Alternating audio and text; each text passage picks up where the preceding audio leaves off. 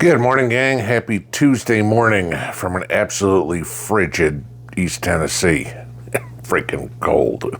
Snowing here last night when I came home. And up a little north of me where I was, it was coming down pretty good. So, yeah, it's not the only winter we have to worry about. The other one being nuclear winter.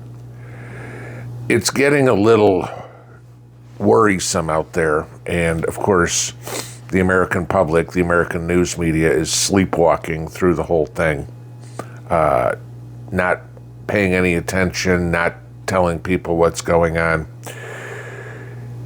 January 20th is 7 weeks from yesterday, and God knows it can't get here fast enough, because somebody needs to put an end to the hostilities in Europe before we cross a line that we can't uncross. Can't put the toothpaste back in the tube. A couple of weeks ago, you had the equivalent of the Ukrainians, the Ukrainian equivalent to the Secretary of Defense saying World War III has started. Now you've had the Russian ambassador to Great Britain say World War III is now imminent. So now you have both sides saying this is World War III. What's brought all this on? Well, of course, you have Joe Biden laundering as much money as he can through Ukraine, and Congress, both sides again, for some reason thinking, hey, this is a good idea, let's go to war. For the life of me, I don't get it. I understand they're all padding their pockets because they're all getting kickbacks from Ukraine. They're all heavily invested in defense contractors. Make money. Money does you no good if you're dead, okay? Money does you no good if the world has been completely wiped out. I wish these Congress critters would finally realize that you can't take it with you, all right? There is no admission fee to heaven. Don't worry. You're not going to, by having more, get a better spot in line. Now that we have both sides saying war's imminent, war's happening, you wonder why. Well, we went from guns and ammo to tanks to planes to now missiles that are being launched into Russia. And this is the West absolutely participating in the war. We want to understand how. It's like, well, if we give it to Ukraine and Ukraine does something with them, that's not our responsibility. Yeah, okay, here's the problem. We're not giving them the launch codes. And so therefore, it is American personnel or British personnel that are the ones who are actually launching the missiles. And they are British made or American made or French made or whomever. And Russia certainly has noticed exactly where they're coming from, okay? This is a quote out of the Kremlin talking about not the Kremlin saying not to allow Ukraine to do this.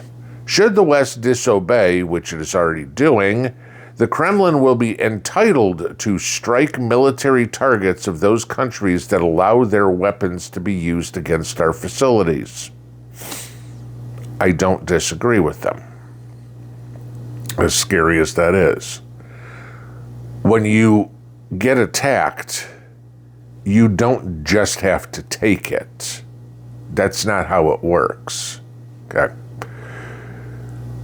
You start thinking of, what does it mean? And this is where I say the media here in our country is completely complacent and the American public is got their head in the sand. Sure, you hear all the talks of, oh, well, the Russians will attack the missiles, missile launchers or whatever, whether they're vehicle launched or whatever. Chances are most of them are. It's not like they're building new missile silos. Okay. Sure, they're going to do that. What else would be considered a military target? Oh, I don't know. Maybe the factories where the missiles are made? I mean, why not go straight to the source rather than take out a missile or a battery of missiles? Why not take out the whole factory? Anybody want to guess where the factories are? Oh, they would be in the United States, in Great Britain, in France. We don't have China build our missiles and ship them to us along with all the stuff at Walmart. Okay.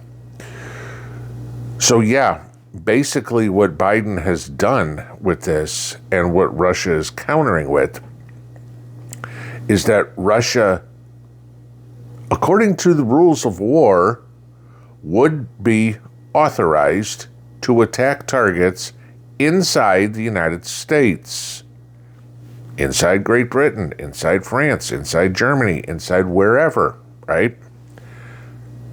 Is anybody prepared for that? Okay. I don't really think you can.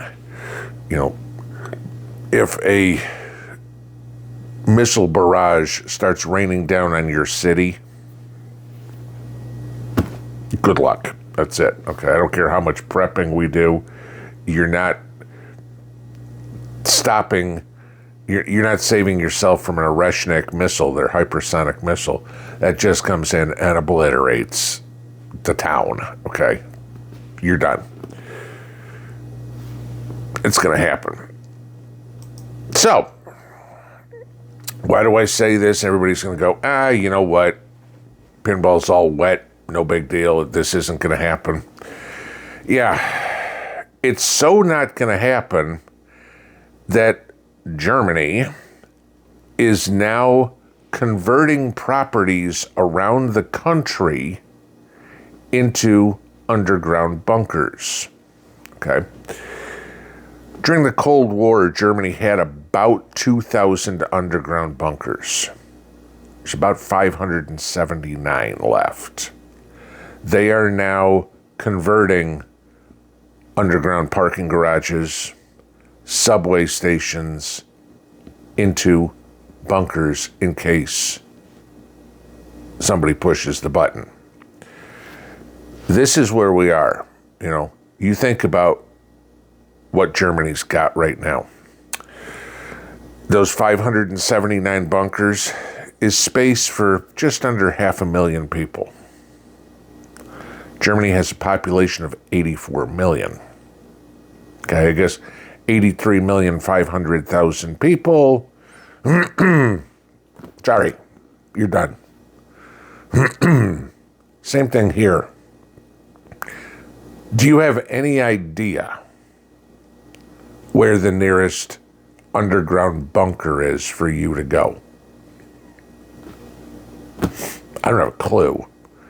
If anything like that happened, there's a cave that I'd probably head over to that's a quarter of a mile from my house. That'd probably be my best option. And who knows what the hell's in that cave. I do know it's extremely long, so you get way deep in it. There'd be a lot of people there. But basically, if this all goes down, if the tensions get ratcheted up, if Russia finally says, we've had enough of this crap, and pushes the button, or if Zelensky loses what last marbles he has left and says, yeah, we want to start going after Russia even more, and Biden goes, okay, yeah, let me finish my pudding, and we're in the middle of World War III. That's it, okay? I mean, y'all remember going back in the days of the Cold War, and they were talking about the nuclear arsenal that both the Soviet Union and the United States had. Oh, Russia could blow up the Earth 7 times, and the United States could blow up the Earth 5 times. And I always thought to myself, even when I was a kid, it only takes once. Who cares if you can do it 7 times? There's not going to be anything left. That's the situation we're in. Technology is only 40 years better than it used to be. Okay. This is what I'm saying. January 20th can't get here soon enough. We need somebody with some common sense to put an end to this. This war started 3 years ago. It would have been over in a month if Biden hadn't decided that the United States was going to support Ukraine into going to war with Russia. It would have been over, so we wouldn't be talking about this. But no, our corrupt, criminal, delusional, senile, illegitimate president has the world on the brink of World War III. All because he wanted to make a couple extra bucks. Great. So you know what you're worth to this government. I don't know. Your life, your kid's life. Hey, but as long as it can put some money in Joe's pocket, that's all he cares about. He's got a career of 50 years of grifting. You don't think he's not going to take the last 2 months of his political career and stop now, do you? Pray to God cooler heads prevail. And somebody who's competent talks everybody off the edge of the cliff.